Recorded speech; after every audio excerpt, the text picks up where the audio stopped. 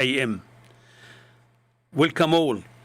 To continue our keys of happiness, to continue characteristic and features of a human being.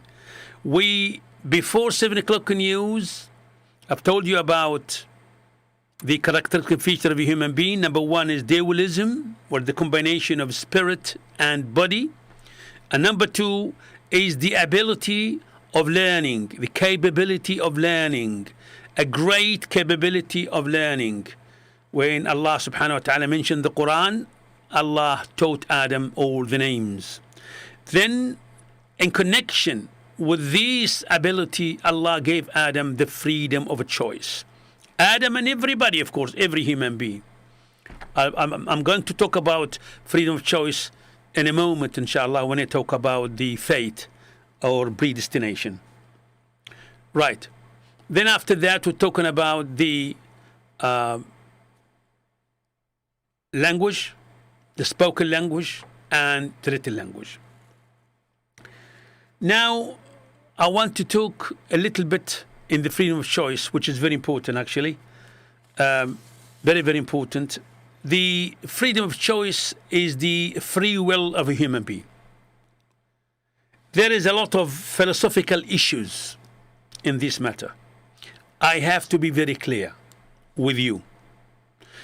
We want to redefine the fate, F-A-T-E, which is very close translation of the word al-qadar. I'm sure that those who speak in Urdu and probably even Gujarati and Somali and Persian, they know this word, qadar or aqdarillah. In English language, I have found some words which maybe will give a close translation and meaning for the word aqdarillah, which is a predestination and fate. Not fatalism. Fatalism is something else. I'm talking about fate and predestination. Let me, please be patient with me for some time to explain the definition of qadar, definition of predestination, any view of Muslims, how to look at it. Okay? Right. I will start now. The predestination presents the power of Allah subhanahu wa ta'ala. Allah created the whole universe. Allah created the human being from nothing. Creation here, khalaqa, in Arabic language, khalaqa, made something from nothing. Now, the word creativity, we use it in English language because they don't have alternative word to explain the development of ideas in the word of creativity. We know English language is very weak language. We know that. Even those who speak, even the people who speak in English, the native English people, they know that. It's characteristic in the language. Like French language, for example, has got certain characteristics, and the Spanish language and so on.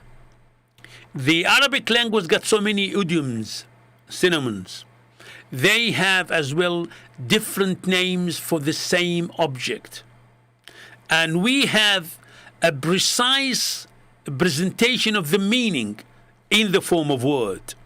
And the words preserve the meaning even if they translate in other languages. But we have to be very careful when we translate certain terms, especially the Islamic terms in English language. Right. So Allah created everything from nothing.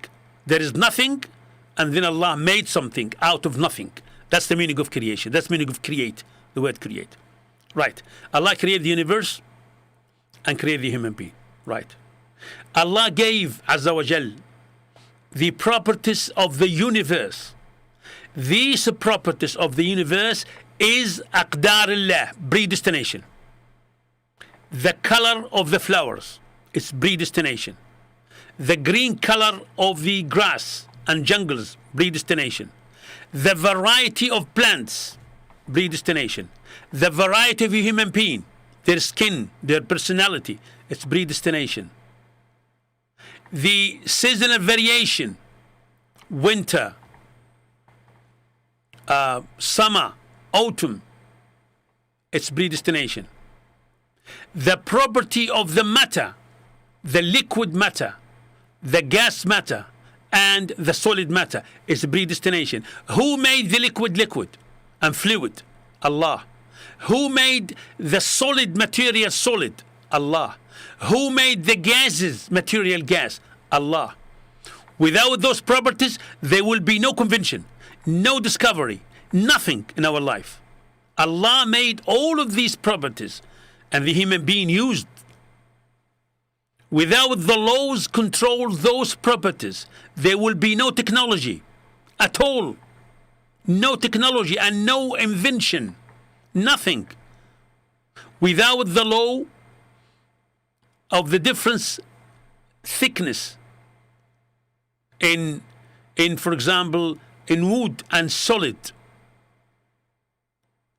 the specific gravity of certain properties, these differences made the floating of the wood on water. It is Allah made all of these properties. These properties are predestination. Aqdarullah. This is the meaning of Aqdarullah. The day and night, predestination. The sadness and happiness, predestination. And the free will of a human being, the freedom of choice, again, it is predestination. So there is no contradiction between the predestination of Allah and the free will of a human being, because the free will is a part of the predestination of Allah subhanahu wa ta'ala. Allah made everything. Allah made everything and created everything. I hope it's clear in front of you, and I hope I would be more than happy to receive any message regarding this matter, because this is a very important matter. Once you know this matter, it is the key of happiness. One of the keys of happiness, to understand the predestination, to understand Aqdarullah surrounding you. Aqdarullah, the predestination, is not only reside the death and illness. No. We say Qadarullah if somebody died. We say Qadarullah if somebody getting ill. If somebody died with corona, we say Qadarullah. It is Qadarullah, no doubt. But Qadarullah is not only in these two things, death and disease and illness. No. Qadarullah is all over. What I'm doing now to you, my speaking to you now, is a part of Qadarullah subhanahu wa ta'ala. And there is no contradiction between the free will of a human being, which Allah gave it, and the predestination of the whole universe, the power which made the whole universe as it is. Allah made it. We need to redefine the meaning of predestination. And I have said the same thing in Arabic. We need to redefine it. Predestination, Aqdarullah, is everything surrounding us. Everything is Aqdarullah. Right. I hope it is clear now. When we come to freedom of choice of a human being, then, and in relation with the predestination or the power of Allah who made everything surrounding us. Right. Now, let me continue with the characteristic and feature of the human being. We'll come to the, what do you call it, to the pairing. Now, pairing, in fact, is two. But the word pairing in Arabic language means az-zawjiyah, means double or two. But in Arabic language, when you go to the native Arabic language, you try to understand the meaning of zawj. Zawj apply to two, but zawj at the same time apply to one, as I have told you, because it applies to one when there is another complementary one to it. So these pairing make a complete unit, and the complete unit have a complete definition of an object, whatever the object is. I'll come back again. This pairing is the design of the universe. Allah said in the Quran, وَمِن كُلِّ شَيْءٍ For everything. ومن كل شيء خلقنا زوجين اثنين. من كل شيء, for everything. Out of everything. Allah created زوجين, two. اثنين, two. So pairing is the design of life, design of universe. The whole life is like this. Let us come to this definition again. What's the meaning of زوجين? In Arabic language, we say to the married couple, زوجين. We say to the husband, زوج. And to the wife, زوج. We call to the husband, زوج, if there is another element for the wife to have a complete circuit and unit, and that is the husband. So the husband is زوج in related to wife, and the wife is زوج in related to the husband. So both are زوج. Every one of them is زوج, and both are زوج. So the word زوجين in Arabic language can apply for the single if there is another complementary object similar to it to make a complete unit, like what we have in the marriage. The married couple are man and woman. We cannot define a man in marriage without the woman. We cannot define the woman in marriage without a man. That's why we have this word زوجين. So the design of life, all of it is زوجين. And in particular, the design of a mankind, the basic design is pairing, زوجين. Let us look at it in a wide broad. Now, black and white, زوجين, two. Sadness and happiness, زوجين. Hardship and easy, زوجين. Tough and smooth, زوجين. Liquid and solid, زوجين. All these complementary definition to everything around us is زوجين. It is the design of life, as Allah said. Out of it, the design of the human being, the mankind, based on pairing, which is man and woman, as we have it in the form of Adam and his wife. The first family arise from these pairing within the connection of marriage. So the marriage is the lawful connection between man and woman for us as a Muslim. It started from Adam, our father, and Hawa, Eve, our mother. From Adam and his wife, all the generation came. The same form. They have couple, they have pair of two united in the form of marriage, and then have children. Children have family. Family is the most important unit in society. Any society. Family is the structural unit of the building of society, because family will produce what? Generation, youths, who they are the structural, I would say, the structural factor of the building of any society onward. So it's very important to have a family, very important this family to be protected, very important to have the family respected, because the family, through the family, the children will learn morals, they will learn fundamentals, they will learn values from the father and mother. It is very important. For us as a Muslim, look after the children came before they come, when we choose the proper and perfect wife to be a mother for our children. So we do respect, we do value the importance of a children and raising a children and upbringing by choosing a proper wife and the perfect one to be a mother for our children. That's how do we look at it as Muslims, in our view as Muslims. I'm talking about pairing. So pairing is the design of the whole universe. Right, good. Now, the pairing again, out of pairing, we come to two things, which again, complementary: motivation and control.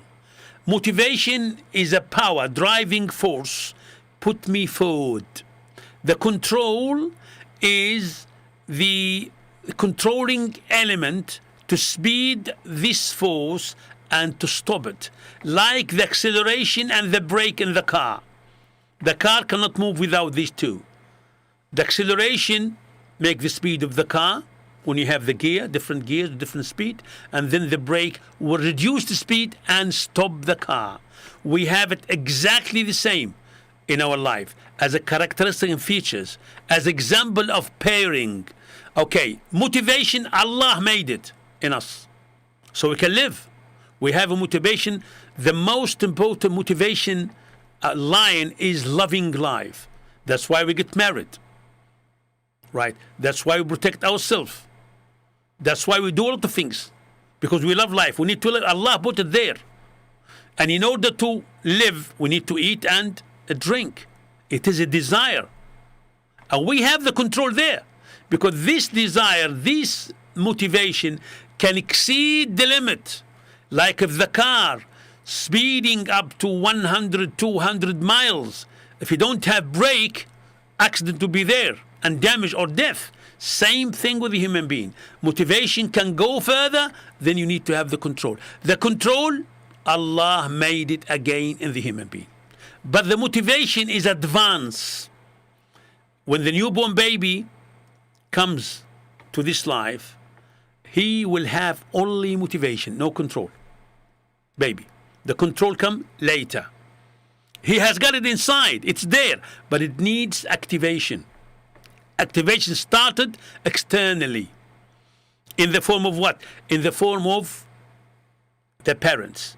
The baby will breastfeeding.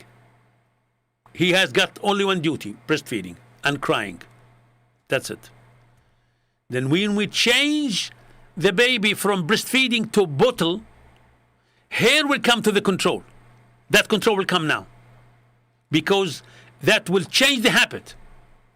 And again, the control will come when we change the baby from bottle, milk bottle, to the dining table food, or the table food.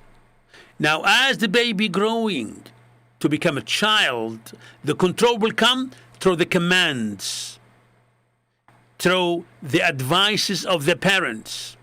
As he growing up to know what's right, what's wrong, because he's got the motivation going, the commands came to him from Allah subhanahu wa ta'ala in the Quran. All of these commands will increase the power of control within the same reaction and circle of the motivation. Motivation is going, control is there. And we are using control. We have it in our life. The control everywhere. We have the regulations in the company. They are sort of control. The regulations in the roads, a sort of control. The police acts, or the government acts. If somebody steal, based on he wants to have something, it's motivation. That possess something and have money, have food is inside us. But are we going to have it illegally? That's why the police will come. And this man will be caught if he steals something. So this is a part of control. We have it. So it's the design, in fact, which will known to everybody. Allah subhanahu wa ta'ala made it inside the human being as characteristic and features. So the human being has got the ability to control himself.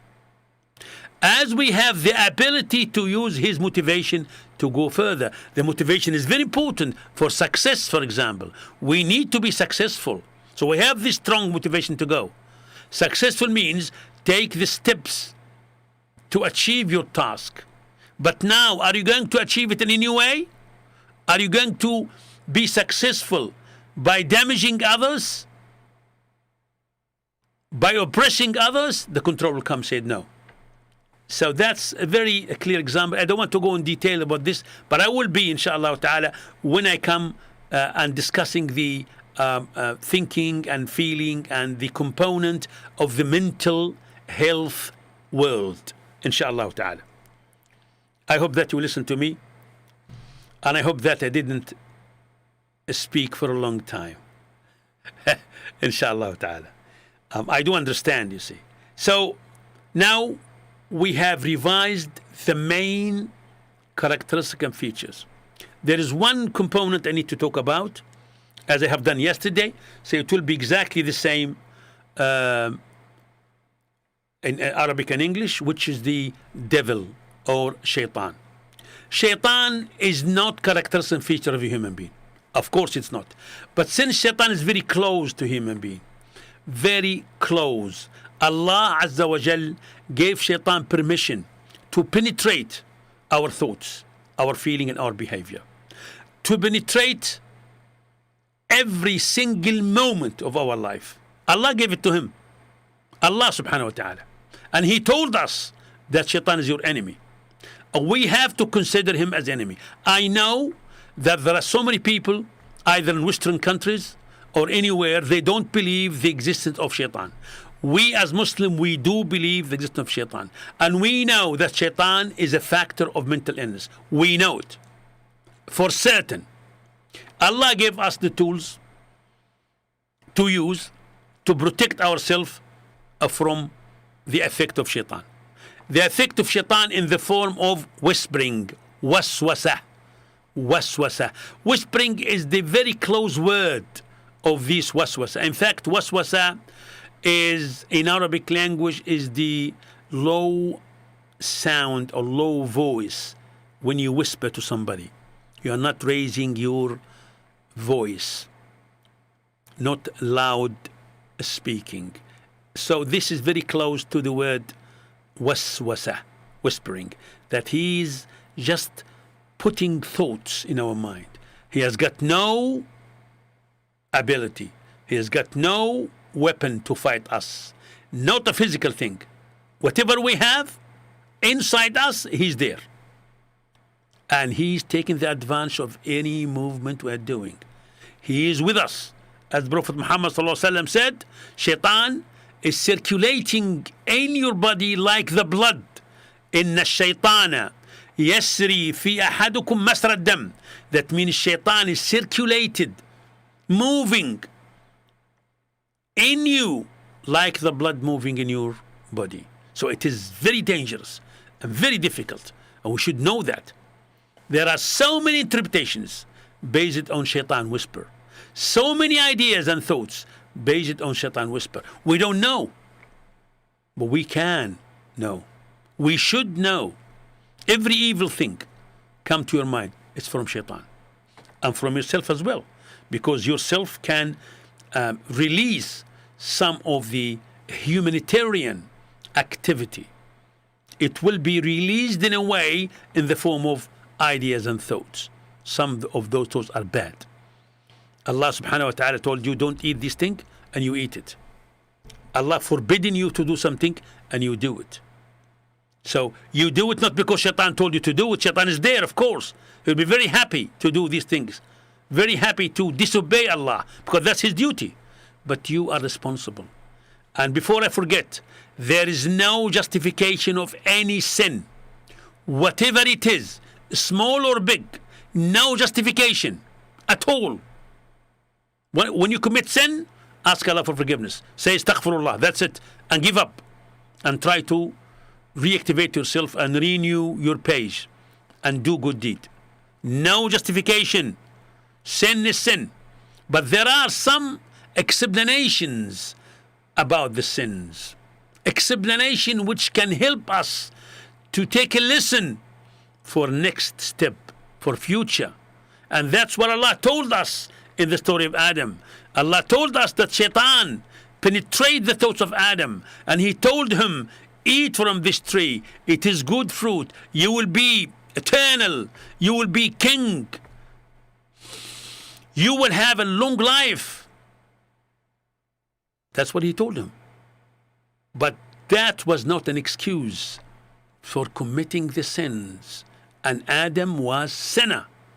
And he asked Allah for forgiveness. Allah forgave him.